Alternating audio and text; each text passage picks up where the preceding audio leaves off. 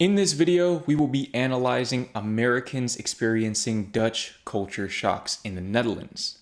I'm an American who has been traveling the world and living abroad for nearly 2 years, with 14 months of those 2 years having been spent in the Netherlands. Now, I thoroughly enjoyed my time there, but I most certainly experienced a lot of culture shocks myself.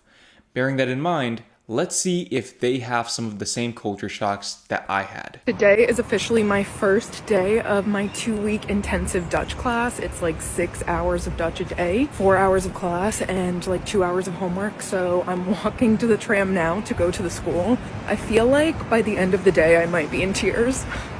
Got a coffee because I'm definitely gonna need one. I'm here. It's lunchtime now. I've survived the grammar part of today. He just started speaking in Dutch, but it's not as bad so far as I thought it would be. Heading back in now for the conversation part of today, so that might be harder, but I'll keep you guys updated. Like, if it's 2 hours of speaking Dutch, I'm screwed. That was actually like 2 straight up hours of just speaking Dutch. Barely any English was spoken, I swear to God. I don't know how I made it through, and that's just day 1. My head hurts. Everyone in the class is like, I've lived here for 7 years, I've lived here for 4 years, and then there's me and one other girl. The other girl's been here for 2 weeks and I've been here for 2 months, and we're just looking at each other like, what is going on? I can spell my name now though. K-A-Y-L-A-E-K-H, I think. Guys, I'm sitting here actually laughing because I have no idea what I'm doing. I'm trying to do my homework. Even the directions to the homework is in Dutch, so I also have no idea what I even need to do. I have to do grammar and conversation. I have to memorize questions on this page. Hoe gaat het met je? Welke talen spreek je? Ik spreek één taal. Engels. Wat voor werk doe jij? Doe je? Fuck me. Anyways, guys, I'm gonna do this homework, hopefully, and not have my brain explode. So come back tomorrow for day 2. I feel like for Americans like myself and her, Dutch is close enough to English to make it feel like it should be easy to learn. But if you haven't ever learned another language as a child, learning a new language as an adult is extremely hard because in my experience, and I say this like I've mastered Dutch, I am nowhere near having mastered Dutch or even being conversational in Dutch. But here in a second, I am going to try to read this Dutch comment so that you can judge my Dutch. But I feel like what makes it so difficult is that 80% of the battle is really just overcoming limiting beliefs surrounding your ability to learn another language at all. And then again, with Dutch, because it feels like it should be easy because you see some words that remind you so much of English words because the languages are very closely related. You sort of develop this false pretense in your head that, oh yeah, I should be able to just pick this up casually. But no, it takes full immersion, and props to her for joining this immersion class because I don't know if I have the mental bandwidth to do something like that. Again, I have been making my own efforts through Duolingo, through consuming Dutch media, and through conversing with my girlfriend, who is Dutch, born and raised. But even then, it's still very difficult. And especially the speaking part, I find that more often than not, I'm kind of just guessing. So to say that she's doing, 6 hours of just pure immersion in Dutch, that is unbelievable. Props to her. I agree with this person right here who said, het zegt zoveel over jouw karakter dat je je zo inzet om Nederlands te spreken. En niet pas na een jaar of 7, maar echt gelijk. Dankjewel dat je zo investeert in het leren van de taal. Respect. So let me know how I did in the comments in terms of the pronunciation. It's my understanding that this says something along the lines of, it says so much about your character that you're learning Dutch or that you're putting in the effort to learn Dutch, something to that effect. Something about, I don't even know what the second part is, I'm not gonna lie, but after that she says, dankjewel dat je zo investeert. Thank you for being so invested in learning the language. Respect. Respect to her for sure, because again, I don't know if I have 6 hours of immersion a day in me. I feel like immersion is the best way to learn a language, But ironically enough, I think I've learned more Dutch being outside of the Netherlands than inside the Netherlands. When I was in the Netherlands, I sort of had this really bad habit of tuning out people speaking Dutch. So when people would be speaking Dutch, I would just be in my head speaking English to myself, just thinking about whatever I was thinking about. So I guess now that I'm out of the Netherlands, I realized that I've sort of took that opportunity for granted, and now I want to make up for lost time. So I've probably learned more Dutch being in Southeast Asia than I ever did in the Netherlands, ironically. Now, something that really stuck out to me about what she was saying there was when she went to spell her name. Mind you, I never learned the Dutch alphabet. For whatever reason, Duolingo, it just doesn't teach you the alphabet for Dutch. It seems like the Dutch alphabet is very similar to, if not the exact same as, the French alphabet. I took French in high school, and je parle un peu français, un petit peu français, but I do remember the alphabet. And she said Y, and I know that means Y. So I'm assuming that the alphabets are pretty similar, which I never would have expected because they're literally in two different language families. So if you know more about that, if you know more about why that's the case, or if maybe more languages share a lot of the same letters in the alphabet, then definitely leave a comment below so I can learn more about that. But again, to my point earlier, this person in the comments right here said, I mean, Dutch is basically a very weird English with some German. That's the thing. It's almost like some alternate reality English.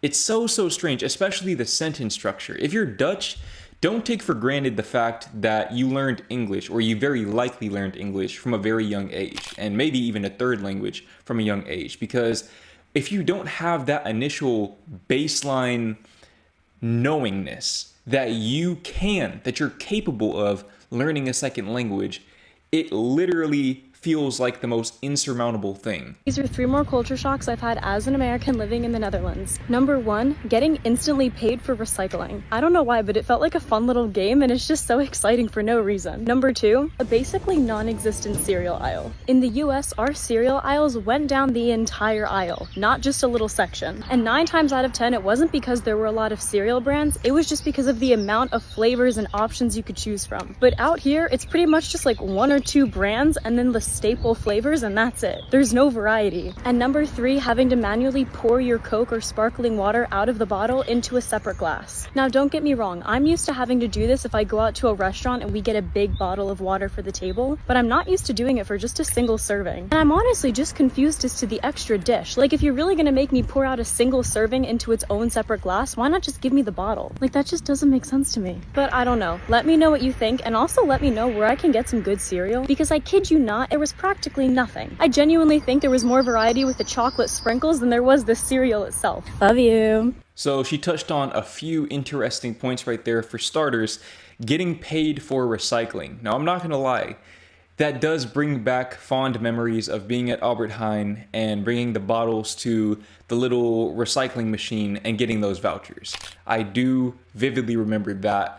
And I'm pretty sure every grocery store in the Netherlands has their own version of that, but we always went to Albert Heijn.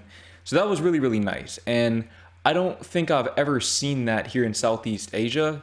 Definitely never saw that in the USA. So that might just be more of a European thing. Maybe other parts of Asia have that. I don't really know, but I know for sure the Netherlands has it, because the Netherlands, just like other European countries, is ahead of the game when it comes to recycling and sustainability. Or maybe the rest of the world is just behind the curve in that regard. Now, as far as cereal, this is a very interesting one, because she pointed out that in the US, it's not so much that we have a lot of brands of cereals, it's that we have a lot of flavors.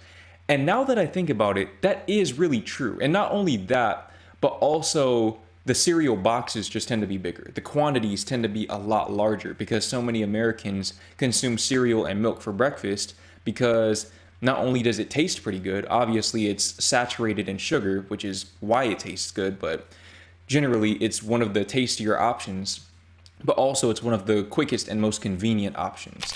Contrary to popular belief, most Americans are not eating pancakes, bacon, and eggs for breakfast every day. That's the sort of thing you do on a Saturday morning, maybe a Sunday morning, but rarely ever on weekday mornings. Weekday mornings, it's usually going to be cereal and milk for probably 80% of Americans. In the Netherlands, I don't know that I ever saw anybody ever consume a bowl of cereal and milk. In fact, I don't know that I ever saw anyone consume cereal at all in the Netherlands.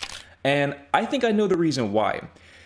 A lot of people talk about the lack of selection, and in my opinion, this is overblown because truthfully, in the US, for as large as that cereal aisle tends to be in the grocery stores, people kind of just go with the same 5 to 10 cereals that they always go with. People don't want to take a risk and get this big box of cereal that they might not even like. So I think it has more to do with the price of cereals in the Netherlands. This was actually my biggest culture shock in regards to cereal in the Netherlands, was the fact that it seems like cereal is just super, super expensive out there. And it could be because cereal out there tends to be healthier, and in the US, healthier cereal tends to be a lot more expensive as well. But man, I don't blame you for not getting cereal if you're a Dutch person, because from what I recall, a regular size cereal box, which in the US would be considered a small cereal box, was something like €5 and some change. So, I mean, that's kind of insane relative to the price of other groceries. Bread, fruit, all of that stuff is a lot cheaper, relatively speaking.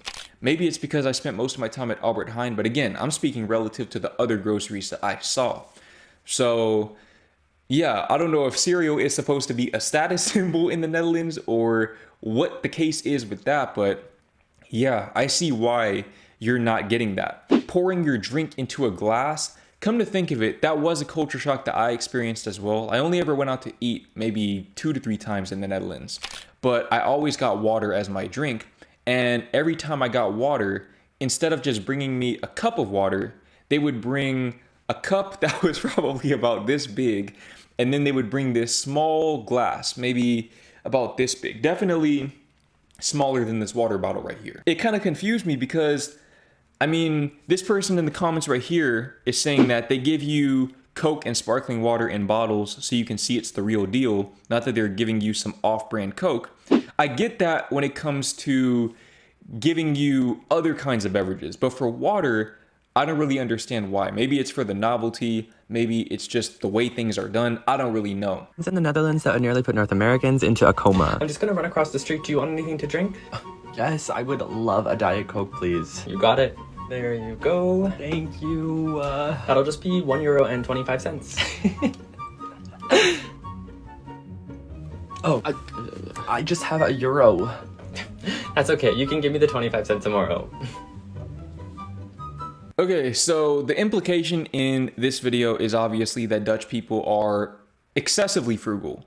And look, I have a very limited sample size, but in my experience, that wasn't really the case. Sure, I did find that Dutch people were very frugal, but I don't know that anyone ever even sent me a tikkie. Maybe my girlfriend did, but it was always pre-arranged. It was never a situation where she asked me if I wanted something and then got it for me and then sent me a tikkie for it.